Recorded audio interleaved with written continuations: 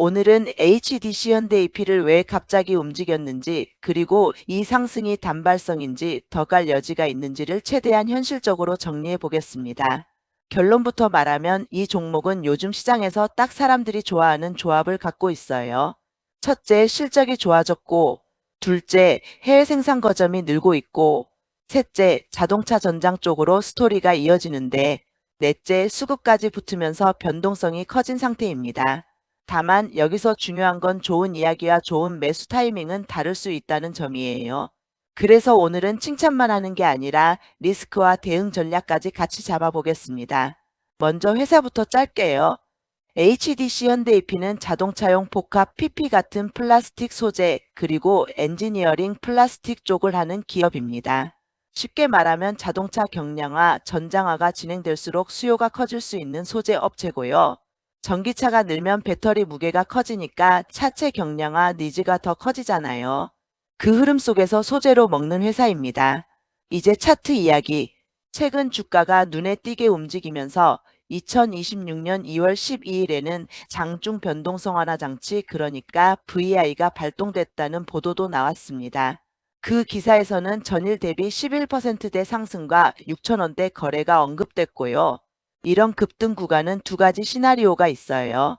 하나는 새로운 레벨업의 시작, 다른 하나는 과열 후 되돌림.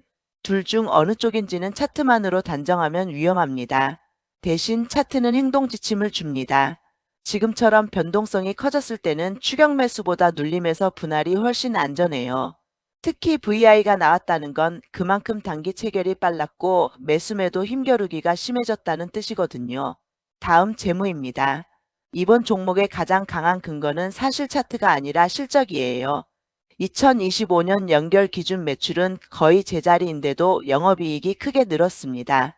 구체적으로 매출은 약 9,926억 원 수준으로 0.2% 증가에 그쳤지만 영업이익은 약 495억 원으로 전년 대비 51.5% 증가, 순이익은 약 312억 원으로 96%대 증가가 공시됐습니다. 이게 뭐가 중요하냐면요. 매출이 폭발한 게 아니라 원가율이 개선되고 수익성이 좋아졌다는 얘기입니다. 실제로 회사도 주요 원인으로 제품 매출 원가율 하락과 해외 자회사 매출 실적 증가를 언급했죠. 즉 체질이 좋아진 실적일 가능성이 있습니다. 이런 유형의 실적은 주가가 뒤늦게 반응할 때가 많아요. 왜냐하면 시장은 매출 성장보다 마진 개선을 더 크게 평가하는 순간이 오거든요. 그럼 업황을 보죠. HDC 현대EP의 핵심 수요처는 자동차입니다. 자동차 시장이 한 방에 꺾이면 실적이 흔들릴 수 있다는 말이기도 해요. 그런데 회사가 최근 몇 년간 하는 걸 보면 자동차 한 나라에만 걸지 않고 생산 거점을 다변화하고 있습니다. 이게 요즘 투자 포인트로 먹히는 이유예요. 대표적으로 인도. 2025년 5월에 인도 푸네에 3공장을 준공했고 인도 전체 생산 능력이 연간 약 7만 톤 수준으로 확대됐다는 내용이 나왔습니다. 여기서 포인트는 인도 전력 공급망이에요.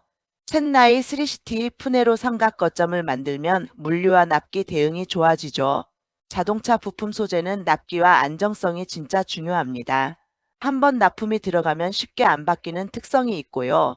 두 번째는 멕시코입니다. 2025년 8월에 멕시코 법인을 출범시키면서 북미 중남미 시장 공략을 본격화한다고 했습니다.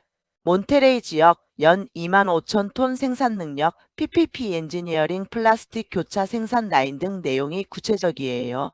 이게 왜 중요하냐면 북미 자동차 공급망이 멕시코를 허브로 쓰는 경우가 많고 현지 생산은 물류 간 세리드 타임 측면에서 강점이 됩니다.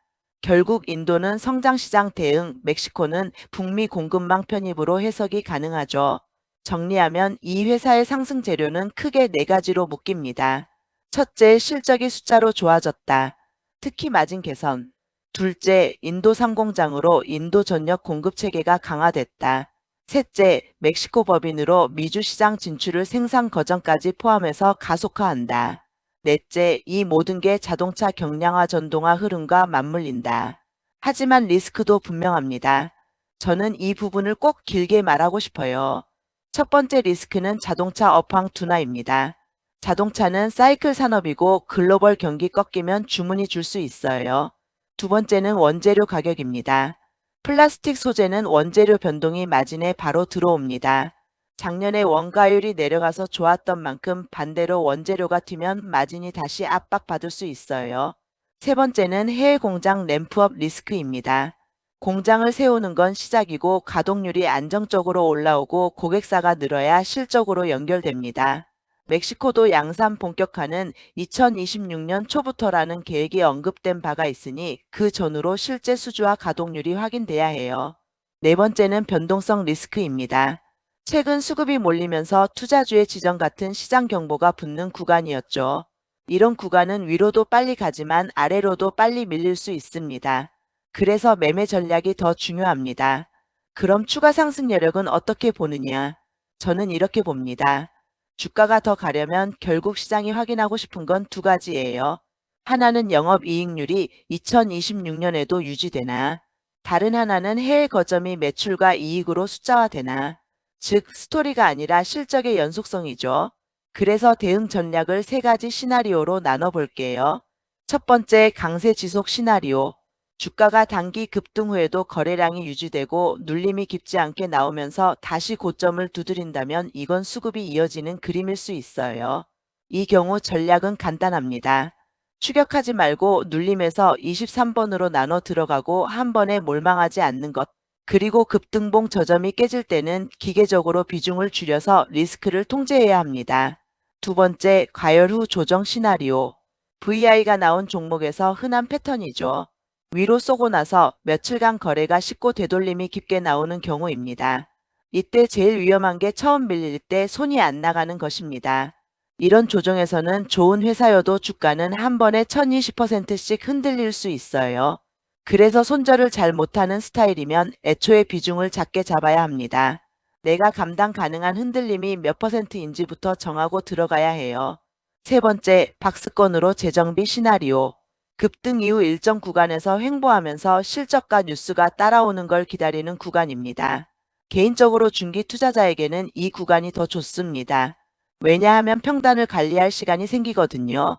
이 경우에는 회사가 다음 실적에서 마진을 유지하는지, 멕시코 인도 쪽에서 실제 고객 확대가 확인되는지 그 증거가 나올 때 비중을 더 싣는 방식이 좋습니다. 마지막으로 오늘 영상의 결론을 한 문장으로 정리하겠습니다.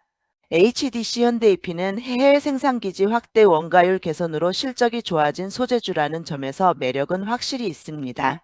다만 최근처럼 수급이 몰린 구간에서는 종목 분석보다 매매 규칙이 수익을 좌우해요. 추격은 피하고 분할로 접근하고 손절 기준을 먼저 세우는 것. 그리고 앞으로의 추가 상승 여력은 한방 뉴스가 아니라 2026년에도 이익률이 유지되는지와 해외 공장 가동이 숫자로 찍히는지에 달려 있습니다. 여기까지가 오늘 HDC 현대EP 정리였고요. 구독, 좋아요 부탁드립니다. 끝까지 시청해 주셔서 감사합니다.